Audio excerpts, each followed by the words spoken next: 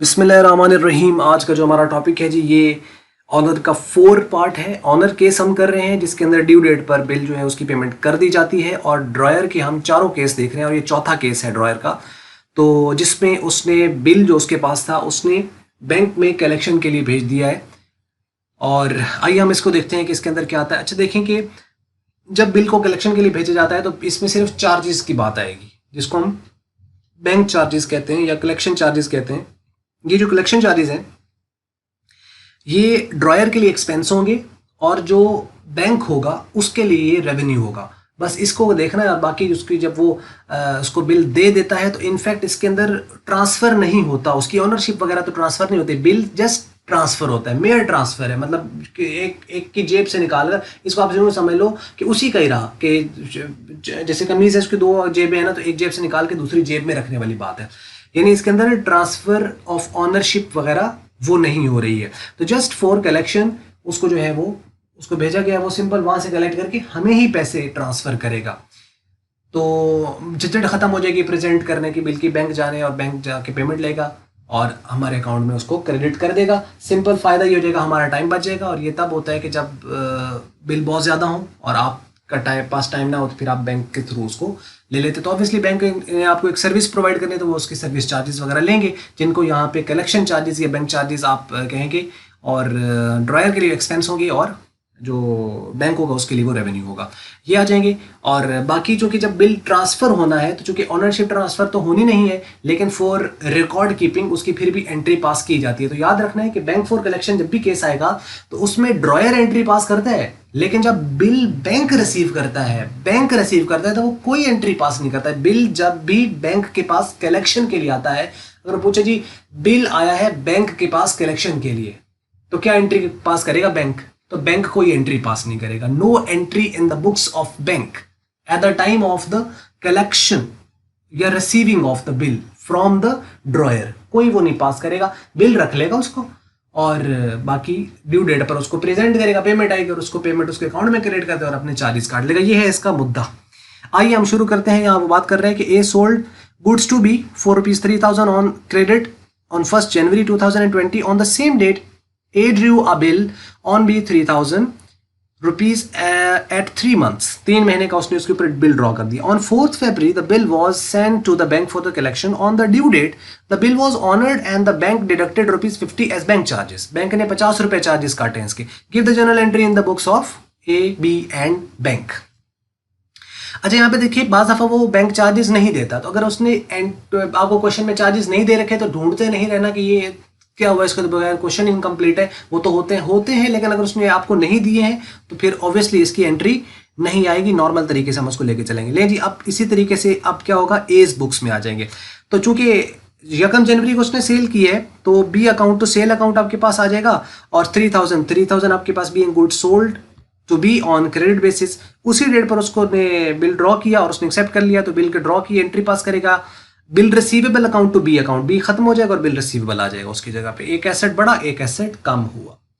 उसके बाद नेक्स्ट है, उसने इसको कलेक्शन के लिए भेज दिया। तो जब कलेक्शन के लिए भेजता है तो उसकी वो एंट्री पास करता है। और कलेक्शन के लिए उसको भेजा है 4 फरवरी को, बिल जो था उसको send to the bank for the collection. तो हम 4 फरवरी को जो है वो इसकी एंट्री पास करेंगे। यहाँ पे क्या करेगा, एक टेम्परेरी अकाउंट ओपन करता है, टेम्परेरी एसेट अकाउंट ओपन किया जाता है। जैसे सस्पेंस अकाउंट ओपन होता है ना, टेम्परेरी उसको खत्म होना है, ये एक टेम्परेरी अकाउंट है। ये यूजुअली बैलेंस शीट में जाएगा नहीं। हाँ, अगर आपका एट द एंड है और आज आपने ट्रांसफर किया है और 1-2 दिन बाद आपकी बैलेंस शीट बन गई और ये बात क्या है, तो ऑब्वियसली ये बैंक फॉर कलेक्शन आपका एसेट होगा, एसेट साइड पे ये शो होगा क्योंकि बिल की जगह पे ये था।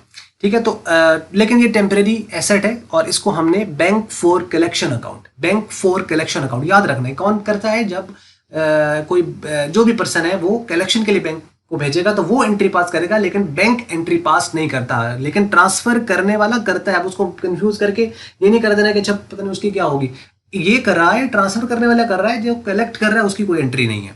अच्छा, बैंक फॉर कलेक्शन, और बिल इसके पास था, बिल अब आपके पास इसके पास से चला गया तो क्या करेगा, बिल रिसीवेबल अकाउंट को क्रेडिट कर देगा। ये कलेक्शन के लिए उसने सेंड कर दिया, 3,000 रकम आ गई। अच्छा, अब देखें बैंक ने चार्जेस काटने, ड्यू डेट आ गई 4 अप्रैल।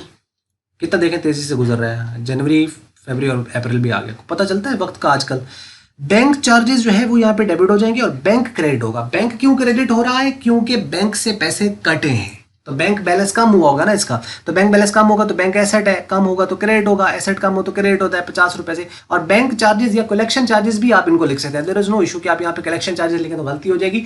बैंक चार्जेस लिख लें या कलेक्शन चार्जेस, अलग बात है कि इसके लिए कलेक्शन चार्जेस डेबिट होंगे और उधर कलेक्शन चार्जेस बैंक के पास क्रेडिट होंगे। So being bank charges deducted by the bank, ही आपके पास एंट्री आ जाएगी। और लास्ट अगर आप यहाँ पे देखें तो इसमें उसकी रिसीविंग की है, बैंक बैलेंस बढ़ा और बैंक फॉर कलेक्शन चार्जेस खत्म हो गया। Bank for collection charges temporary account था जो कि चूंकि आप पैसे आ गए हैं तो ये अब खत्म कर देंगे हम, और बैंक बैलेंस उसके बदले में हमारा बढ़ गया है। तो अगर आप देखें तो ये वही है, बैंक डेबिट हुआ है और बिल रिसीवेबल क्रेडिट हुआ है, मतलब कि बैंक बिल के पैसे आ गए लेकिन जरा घुमा फिरा कर आए। ठीक है, तो ये बैंक फॉर कलेक्शन चार्जेस जो है ये टेम्परेरी अकाउंट था, क्रेडिट हो गया। एसेट कम हो तो क्रेडिट होता है और बैंक बैलेंस एसेट है वो बढ़े तो डेबिट होता है, ये डेबिट हो जाएगा। तो ये आपके पास यहाँ पे आ जाएगी। तो ये है जी यहाँ तक, और आपको ये समझ लगी होगी। अच्छा, इसके अलावा कंपाउंड एंट्री भी पास कर सकते हो इन दोनों की। कैसे? क्योंकि यहाँ बैंक आ रहा है, यहाँ बैंक आ रहा है। अब आप कंपाउंड एंट्री अगर आप पास करोगे तो देखो बैंक में 3000 है और यहाँ 50 रुपये कम हो जाएंगे तो कितनी आ जाएंगे यहाँ पे 2950 से बैंक होगा डेबिट और बैंक चार्जेस 50 रुपए से डेबिट होंगे और collection bank for collection account पूरे 3000 से क्रेडिट होगा। तो मतलब अगर आप चाहें तो अलग अलग पास कर लें, चाहे आप इसकी कंपाउंड एंट्री पास कर लें, it's up to you. Passbooks वगैरह जो है वो उसकी कंपाउंड एंट्री पास करते हो तो कंफ्यूज नहीं होना है, आप अलग अलग भी पास कर सकते हो। इस तरह से ये सिंपल एंट्रीज पास हुई है। और आप चाहो तो कंपाउंड एंट्री पास करेंगे तो ये होगा कि एक ही डेट लिख के यहाँ पे एक में खत्म हो जाएगा, और वो मैंने आपको बता दिया क्या तरीका है इसका। अच्छा, आप चलते हैं जी 20 बुक की तरफ। तो अब 20 बुक्स हैं, इसके अंदर यकम जनवरी को परचेजेस की एंट्री पास करेगा, परचेजेस अकाउंट, और ए को पैसे इसकी पेमेंट करनी है उसने, फिर ए को खत्म करेगा और बिल पेबल किया जाएगा। ये तो इसी तरीके से 2 एंट्रीज होती हैं, ये तो याद भी हो गई होगी शायद अगर आप पिछली वीडियोस देख रहे हैं तो उसके बाद आप देखें इसने उसने बैंक को भेजा है बिल, तो इस बी के ऊपर तो कोई असर नहीं होना, वो बैंक भेजे, इसने तो ड्यू डेट पर पेमेंट करनी है, तो ड्यू डेट पर इसने पेमेंट कर दी तो बस ये अपने परचेज की एंट्री पास करेगा, बिल की पास करेगा और अपने इसकी पास कर देगा जब उसकी ऑनर करेगा। अगर आपने गौर किया है तो ये चारों जितनी भी प्रॉब्लम्स थी, जिसमें एक रिटेन का केस था, एक डिस्काउंट का केस था, एक एंडोर्समेंट का केस था और ये चौथा आपके पास ये केस है, इन चारों के अंदर बी की एंट्री सेम रही है, सेम, यानी परचेज की एंट्री, बिल पेबल की एंट्री और आखिर पे उसकी ऑनर की एंट्री। ये 3 एंट्रीज है क्योंकि इसका तो केस ऑनर का ही रहा है ना, लेकिन उनके अंदर वेरी होती रही है। तो ये था जी यहाँ पे रिस्क को आपने जो है वो यहाँ पे उम्मीद करते हैं ये समझ लगी होगी।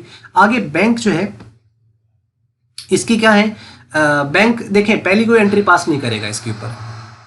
तो क्यों नहीं पास करेगा? क्योंकि इसलिए नहीं पास करेगा क्योंकि जब बिल आता है तो बिल इसका नहीं है, इसका कोई ना एसेट बड़ा ना लायबिलिटी वगैरह, जस्ट वो रख लेगा, ड्यू डेट पर उसको प्रेजेंट करके उसको पेमेंट लेगा। अब ड्यू डेट आ गई, अब इसके ऊपर वो क्या करेगा, कैश आएगा, कैश डेबिट हो जाएगा और ए के अकाउंट को उसने क्रेडिट कर दिया, मतलब पैसे रिसीव हुए हैं बी से और ए के अकाउंट को क्रेडिट कर दिया, मतलब ए के अकाउंट में पैसे डाल दिए।